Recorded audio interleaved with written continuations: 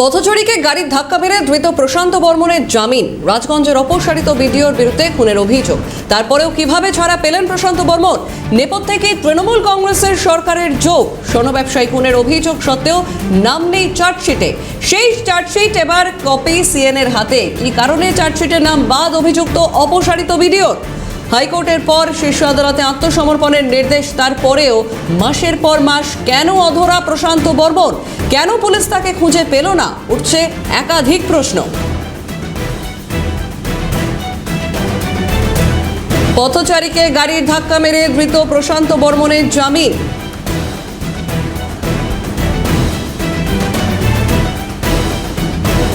Phone লাইনে রয়েছেন প্রতিনিধি মফিজুল ইসলাম।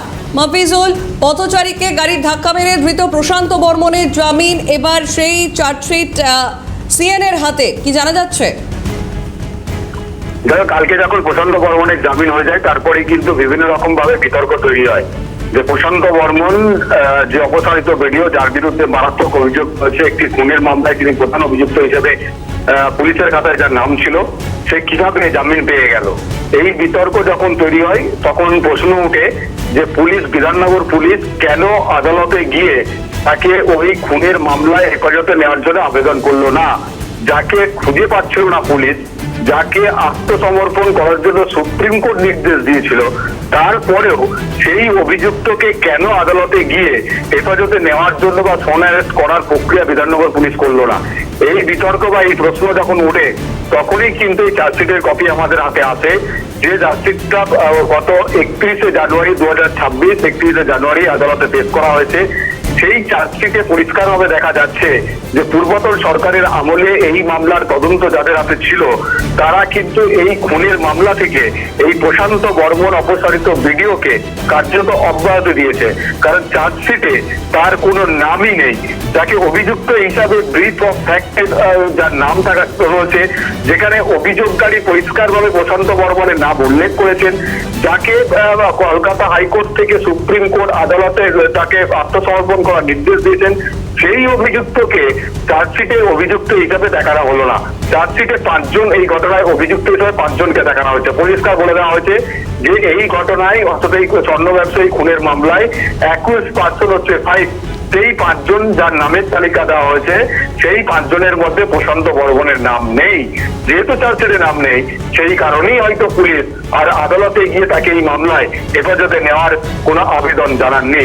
তবে প্রশ্ন উঠছে কিভাবে এরকম একজন ব্যক্তিকে চার্জশিট থেকে নাম বাদ দেওয়া হলো, যার নাম অভিযোগপত্রে 1 নম্বরে ছিল, যাকে সর্বোচ্চ আদালত সারেন্ডার করার নির্দেশ দিয়েছিল। আরো উল্লেখযোগ্যভাবে তোমাকে যদি স্পেসিফিক বলি, যেটা হচ্ছে যে গত 23শে জানুয়ারি, অর্থাৎ 2026 সালের 23শে জানুয়ারি সুপ্রিম কোর্ট পরিষ্কারভাবে প্রশান্ত বর্মনকে বলেছিল এই খুনের মামলায় তাকে সারেন্ডার করতে। আর 31 তারিখ 2026 জানুয়ারি বা 31 তারিখ, অর্থাৎ 23 থেকে 31, এই কয়েকদিনের ব্যবধানেই চার্জশিট পেশ করলো পুলিশ, এবং পুলিশ সেখানে তাকে অ্যাকিউজড হিসাবে চার্জশিটের নাম রাখলো না। ফলে এই জায়গা থেকে দাঁড়িয়ে পূর্বতন সরকারের আমলের যারা এই ঘটনা তদন্ত করছিলেন, সেই তদন্তকারী আধিকারিকদের ভূমিকা নিয়ে প্রশ্ন উঠছে। এবং একই সঙ্গে এটা উঠছে যে কত বড় প্রভাবশালী এই প্রশান্ত বর্মন, যাকে সুপ্রিম কোর্ট সারেন্ডার করার পরেও তার নাম চার্জশিটে রাখতে পারলো না পুলিশ, বা তিনি ধরাও দিলেন না। তিনি ধরা পড়লেন একজন পথচারীকে দুর্ঘটনায়, এক সচেতন যুবকের তৎপরতায়, কিন্তু তারপরেও সে কিন্তু আদালত থেকে জামিন পেয়ে বাড়ি ফিরে গেল। ধন্যবাদ মফিজুল। ফোন লাইনে ছিলেন প্রতিনিধি মফিজুল ইসলাম। এবং এই ঘটনা ঘিরে একাধিক রাজনৈতিক প্রতিক্রিয়া উঠে আসছে। দিলীপ ঘোষ, সুকান্ত মজুমদার, কুণাল ঘোষ, অর্থাৎ একেবারে শাসক থেকে বিরোধীকে কি বলছেন শুনুন। এখনো পুলিশের অভ্যাস হয়ে গেছে, কারণ এদের সবার সঙ্গে পুলিশের সেটিং আছে। আমি অনেক জায়গায় বলেছি যে এইসব লোককে অ্যারেস্ট করছেন না কেন, বলছে পাওয়া যাচ্ছে না। হচ্ছে সন্ধ্যাবেলা বসে চা খাচ্ছে, অন্য কিছু খাচ্ছে একসঙ্গে পুলিশ, আর তাকে দেখতে পাচ্ছে না। এই যে ভিডিও ধরা পড়েছে, সেও তো অ্যাবসকন্ডেড ছিল, অথচ অ্যাক্সিডেন্টের পরে যে তুলে নিয়ে গেল সেই তাকে খুঁজছিল। তাহলে সবাই অ্যাক্সিডেন্ট করার পরে ধরা হবে নাকি? এগুলো সমস্ত কিছু দেখা হবে। আমি বললাম না, পুরোনো অভ্যাস আত্মহাতে যায় না। মমতা ব্যানার্জি বলছেন আমি এখনো জিতে আছি। অনেকে ভাবছেন যে দিদি বোধহয় জিতে আছেন, আমাদের দিন আসবে। কোনোদিন আসবে না। নিজের ভবিষ্যৎ অন্ধকার করবেন না, নিয়ম নীতি অনুযায়ী কাজ করুন, মানুষের বিশ্বাস যেন ধরে রাখেন। নাহলে মানুষ রাস্তায় নামছে, ইট দিয়ে পেটাচ্ছে, চটি দিয়ে পেটাচ্ছে, থাপ্পড় মারছে, এটা সম্মানজনক নয়। সুরক্ষিত আছে, আইন শেষ হয়নি কোনোদিন।